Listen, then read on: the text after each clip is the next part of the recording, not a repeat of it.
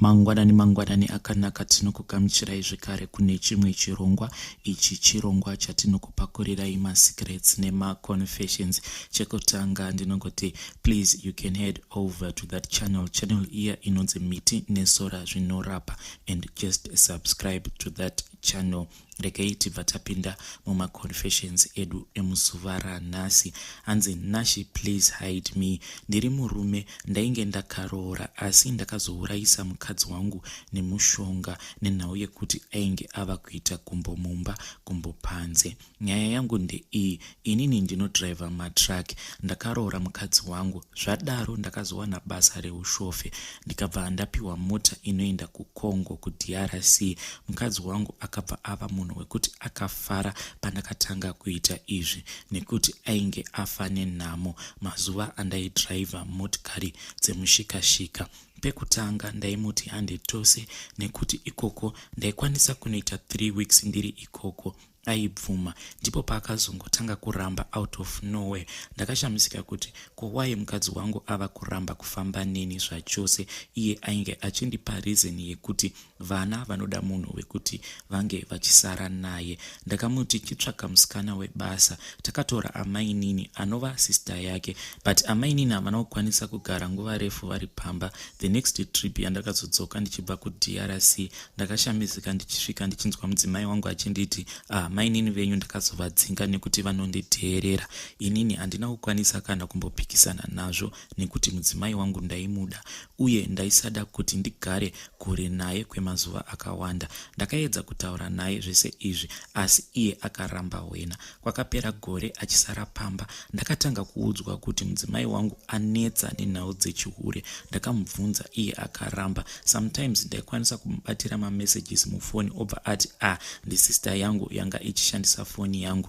Ndakazoudzawo mamwe mashofe problem yangu tiri paDRC. Ipo pavakazotanga kundiudza kuti kune umwe mushonga wekuti ukangopiwa mushonga iwowo mudzimai wako unomubata chete. Ndakaenda nemushonga uya wandainge ndapiwa kuDRC ikoko. Ndikabva ndanzi ndinosvika ndichiita bonde nemudzimai wangu, then ndisati ndageza pane imwe mishonga yandaifanira kuzosanganisa nayo neurume hwangu unenge wasarira panhengo yangu, ndobva ndaisa muchikafu chinodyiwa nembwa. Ndakaita sekudaro. Saka ndainge ndakaudzwa kuti mudzimai wangu kana kuri kunzi ari kuita zvechipfambi, zvipfuwo zvepamba zvinopera kufa 1-1.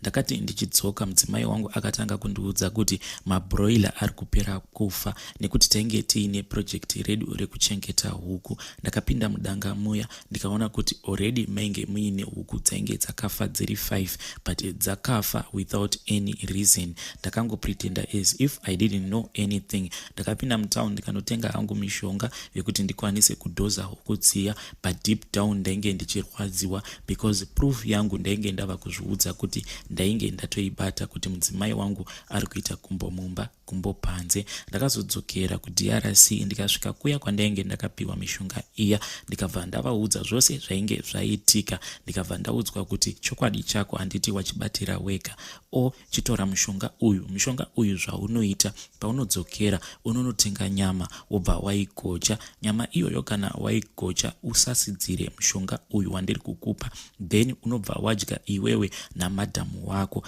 Asi mushonga uyu wandakupa iwewe haufaniri kubata umwe munhukadzi, nemudzimai wako zvekare iye haachafaniri kubata umwe munhurume. Pandakazodzoka kuZimbabwe mukoma ndakarwadziwa because ndakasvika mufiriji yainge yakazara nehuku dzainge dzakaslotewa. Ndakabvunza kuti huku idzi dzaslotewa indava. Iye mudzimai wangu akabva angondiudza kuti ndakaona kuti huku dzacho idzi dziri kungopera kufa, saka tinokwanisa kuzoita loss. Saka huku dzose ndakabva ndangodzislota mukoma. Mudeep fridge mainge muine huku 50 dzainge dzakaslotewa. Mudzimai wangu later on ndakazomutora ndikati mudzimai wangu, ini chishuviro changu chainge chiri chekuti iwewe neni tisava vanhu vanochitana. Are you honest with me? Mudzimai wangu akabva atanga kupopota because already ainge atova munhu wekuti kana ndikangotaura naye aibva atanga kutokwidza izwi rake. The more yandinenge ndichimuconfront anobva atanga kutoridza mhere zvekuti vanhu vose vainge vava kutofungidzira kuti ndiri munhu wekuti ndinogara ndichingoshungurudza mukadzi. mukadzi. Saka ndakabva ndangodzikamisa hana yangu ndikabva ndamuti no my wife, I don't think kuti you are cheating on me. Iye akabva atowedzera achiti if you think kuti I am cheating on you ande izvezvi tinotestwa HIV. Ndakazomunyengerera ndikati okay, it's fine, let us have a bribe because I have to go back tomorrow. Ndine load iri kufanira kuenda kuZambia. Ndakabva ndaita bribe iya ndikabva ndasasa zvimishonga panyama yandainge ndichigocha. Takadya hedu nyama iya. Then mangwana makuseni ndakamukira makuseni ndakazoti ndava pabhodha reChirundu, foni yakabva yapinda ndikabva ndanzi Tsano tanga tichikumbira kuti mudzoke kuno. I explained kuti there was no way yekuti ndaikwanisa kusiya motikari pabhodha, but vakaramba vachingondipa pressure vana Tsano. Ndakazotaura nemurungu wangu, then pakabva patsvaka replacement driver. Inini ndikabva ndadzoka neimwe motikari yainge ichidzoka kuHarare.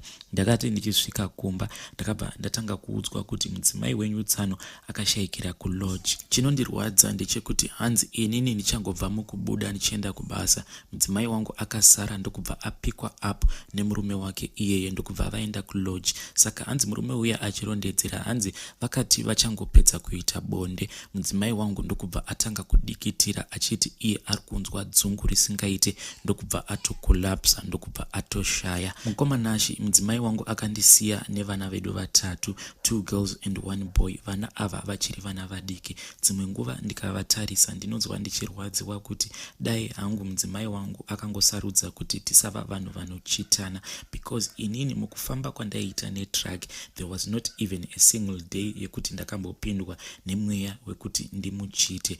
Nhau iripo mukomanashi ndeyekuti ndakanzwa vamwe madha vaya vaita sekunge vari kutaura nhau yeforgiveness, but inini ndiri kutadza kuregerera murume uya akachita nemudzimai wangu. Pamushonga uya wandainge ndakapiwa, chakaitika ndechekuti murume uya the moment yaaita bonde nemudzimai wangu aiita kunge munhu ari kujuruja majuru pamudzimai wangu. Saka pane gonye rakapinda mudumbu make. Saka murume uya sezvo ari munhu wekuti haana kana kumbobvira anditsvaka kuti andikumbira ruregerero, iye akangoita move on nelife yake as if everything was normal. Saka murume uyu paakasangana nemudzimai wangu pane gonye raakatora mudumbu memudzimai wangu rikapinda mudumbu make. Gonye iri hanzi riri kuramba richingokandira mamwe mazai. Makonye awa hanzi achasvika pakuwanda zvekuti anenge avangotanga kungoyerera achibuda nemunhengo make, but iye hanzi ndiye ega anenge achingoona makonye iwawo. Saka after ndateerera episode iyaya yanga ina madha vaya vainge vachitaura nhau yekuregerera,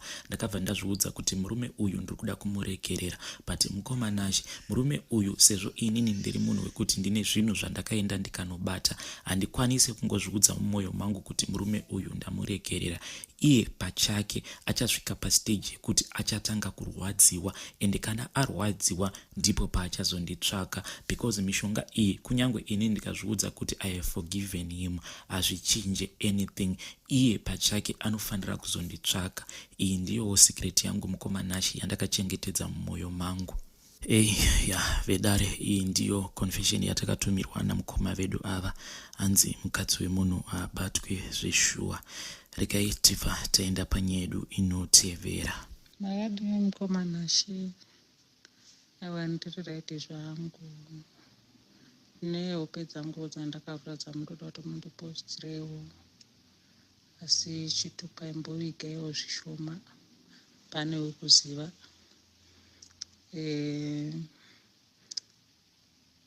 Hope dzangu dzakamira dzakadai so ndingati pandakatanga kuva neruzivo rwehope dzandairota ndanga ndiri grade 5.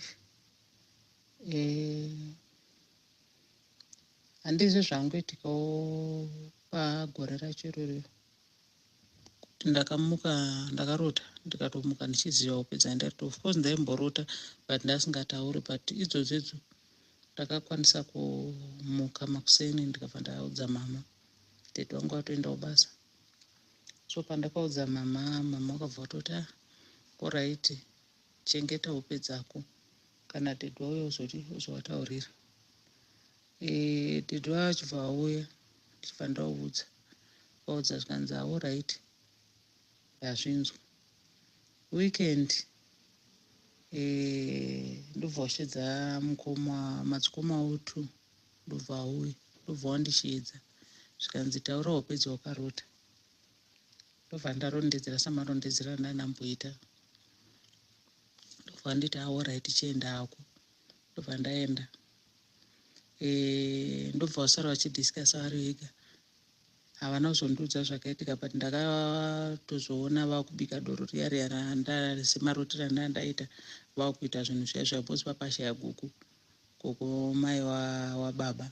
Saka marotera ndakaita pane zvaita sokuti pane zvinhu zvava vakakanganisa pakuiga kwavanga vakaita. Saka vaida doro rekuchenurwa chichi. Saka semwana anga ari mudiki zvimwe ndakukangana, but I remember ngoti pakanga pachifanirwa kubikwa doro rekuchenura.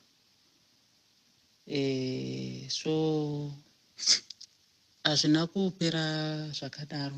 Ndaingoti kana pane problem inodaitika pamba ndaitorota, problem inodaitika mufamily ndairota.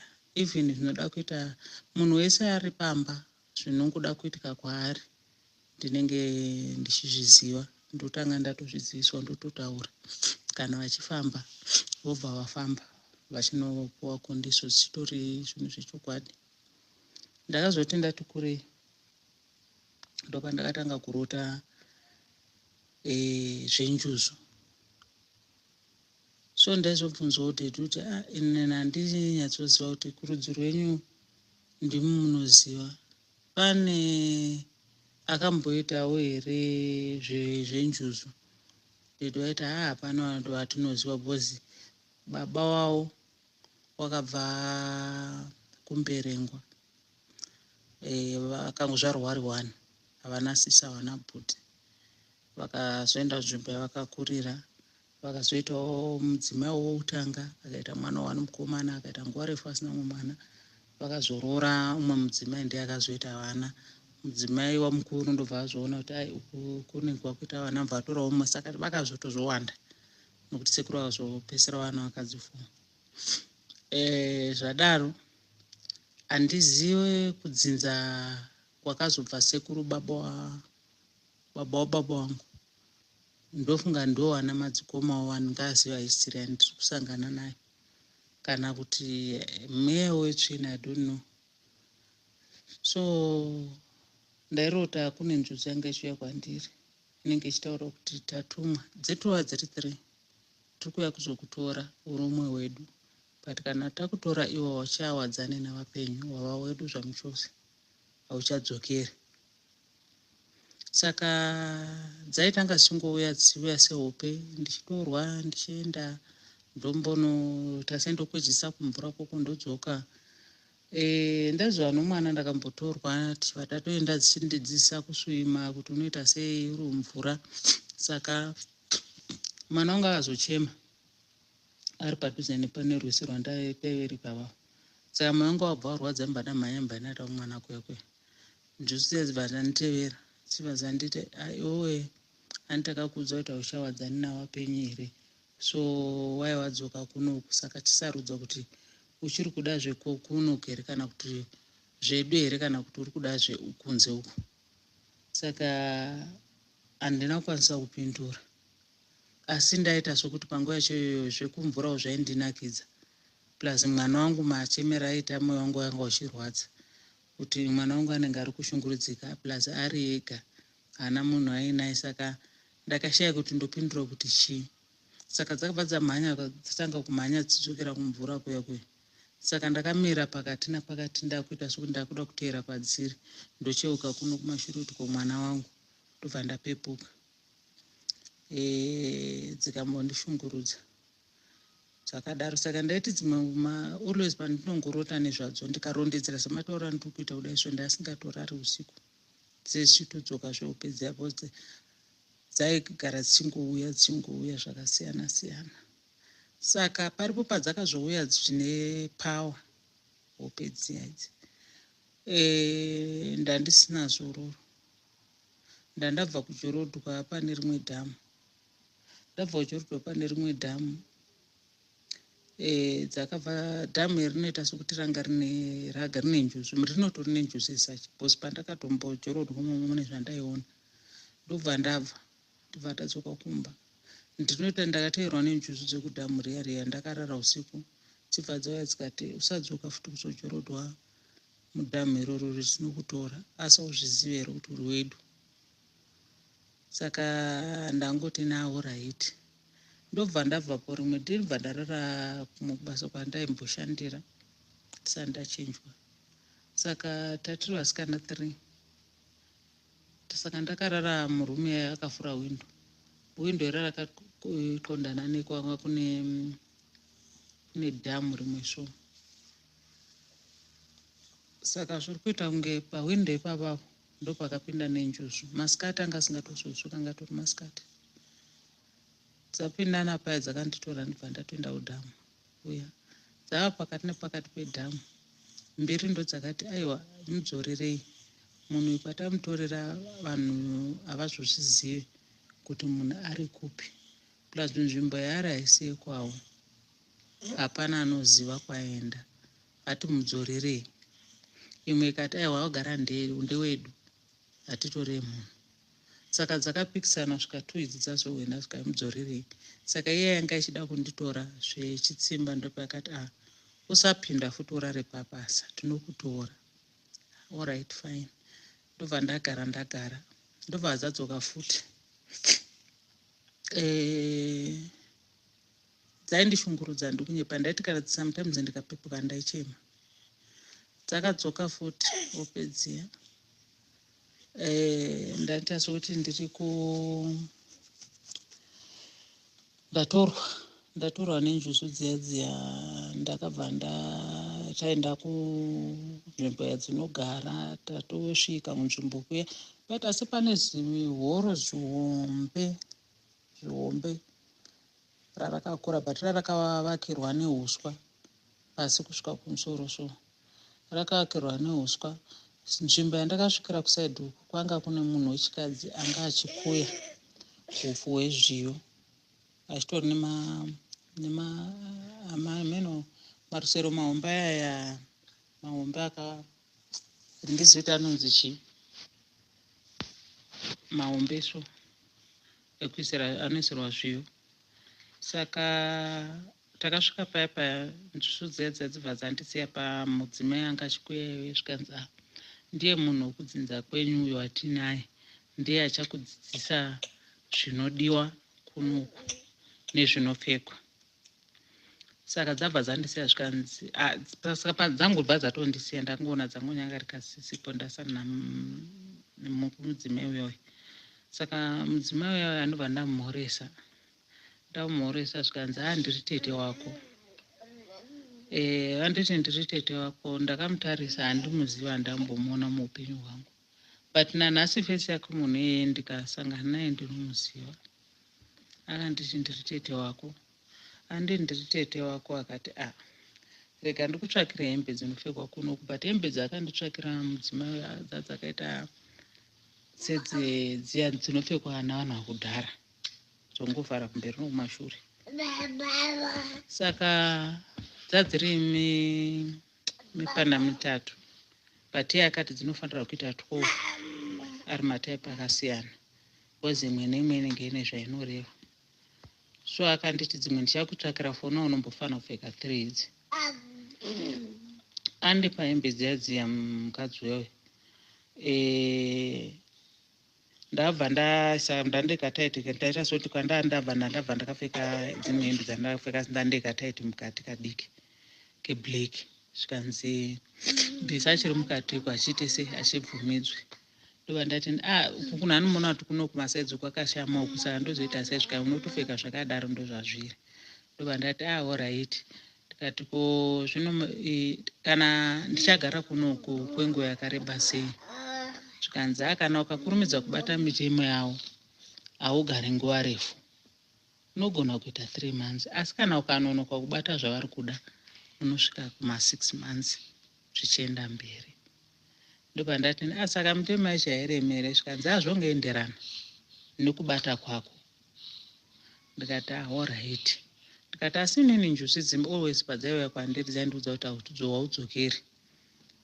haudzokeri watori wedu, unogara kunoku. Zvikanzi kana unoita sei unodzokera. Saka ndopandati all right, kana mimi muchiti inini ndinodzokera, imimi muri kuno kandikuzivei wani makugara kuno, wai imimi musina kubuda. Saka handina kuzokwanisa kuwana mhinduro pamubvunzo wangu uyu. Ndakabva ndapepuka infact ndasirira pandai ndiri kutaura nawo pane vanhu vakanga vachiita noise kuseri kwehoyo iyoyo yatatiri. Pamwe noise yakawanda kuratidza kuti kuna vanhu vanga vachitamba koko. Ndo pavanditi handiri kunzwa kune vari kutamba uku. Kana ndapedza kupa zvinhu zvehembe dzokupfeka ndokwauchaenda kuhuku, ndokwaunogara ndisini inini ndinogara newe, ndokwaunonotrainiwa nono vanhu vari kunzwa vari kutotamba wavo ndo vamwe vako wauchanochienana navo. Kwatoratidza kuti kuna vanhu vakawanda but handina kuzosvikako, ndakazopepuka ndisati ndaendeswa ukoko. Saka hope dzakandishungurudza ndo pandakazochema zvokurevesa ndikatombofunga mweya wekuti ndimbosiya basa randandimboshanda mboenda kumusha ndinogadzirirwa mhepo iyoyo imbotsuduruka pandiri because ndandisina pisi. Saka ndakambotirai kumbofasta ndichinamata nezvayo upe. Ndakatombonamata ndiri kunyepa mukomanashi, ndakanamata ndichifasta. Ndafasta hope zvadzakazouya dzichiita. Ndakazorota taita sekuti taita family yemumba medu isusu kwete yemhuri yese nekwana bankuru yedu isusu yemumba medu, tichiita sekuti pauya munhu anga achiuya kutibatsira. Auya achida kutibatsira munhu yakati ndinokubatsirirai kumvura kudhamu. Tichibva taenda kumvura kuya, saka aitinyika akati munhu wese anofanirwa wapa chinyika 1-1 mudhamu anyika 1-1. Achibva zouya pandiri zvikanzi ndiri kuona uri kutambudzwa nemweya wenjuzu, saka ndiri kuda kubvisa mweya woyo udzokere pamudziyo umbozorore. Saka paakadaro akati munhu wese ngaava panapa, pakaita hanzvadzi yangu yakabva yabva ilast born. Saka padaro akabva andipinza mumvura, svika andiri kuona mhiri kwedhamu kati svika utarire zvichaitika ukoko. Akandijorota kawani akandisaka tu paakanga achida kundisake chi3 handizi kuti kurira nendimi here, but ndakarira imwe saundi yandisina kunzwisisa, asi pakuri kuhope ndakarira neimwe saundi yandanga ndisinganzwisisi ndiri mumvura muya. Ndichiri mukurira nesaundi iyoyo ndakacheuka ndikatarisa kusaidi kwandakanga ndanzi nditarise. Ndakaona kune njuzu yanga yakamira kunzvimbo ukoko.